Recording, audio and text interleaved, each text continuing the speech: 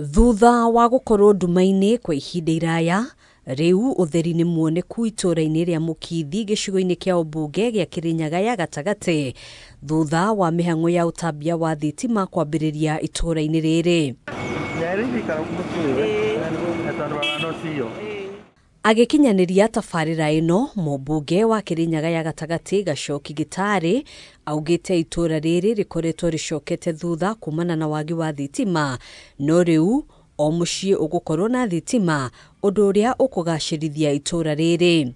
Na no nyende kuga ta riu Mukithi contractor aretire ikingi Saturday narete muthenya oira maratinda muthenya wa muthi Saturday magitinda makithondeka rain kuri ikinga ikwenjero koguo andu a Mukithi nimegukora makigena thitima. Gitari augite kuri na matura 12 maria maratambirio thitima ihinda-ini riri na wona mihang'o ino yarikirira gicigo kia umbunge gia Kirinyaga ya gatagati gigukorwo gikinyaniirie gicunje kia 95 harĩ 100 kia utambia wa thitima.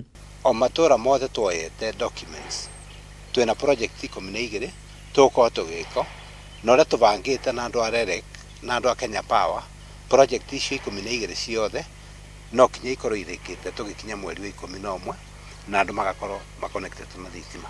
Aikari a itura riri maugite marakoretwo magitangika nduma-ini ciana itaguthoma wega na riria mabatara mwaki wa thitima no mathire matura maria marigiceirie. Niri gukorwo no thii wa nambere mwega muno makiria biashara na maira mangi maria tungienda kuruta.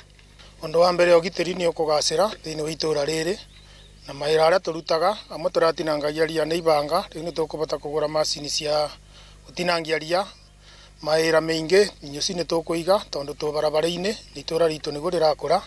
Magikenerera tabarira ino kuma kuri mumbunge GACHOKI GITARI maugite riu itura riri nirigukorwo na uthii wa nambere mawira mahingurwo na mbeu njithi mahote kwiyandika.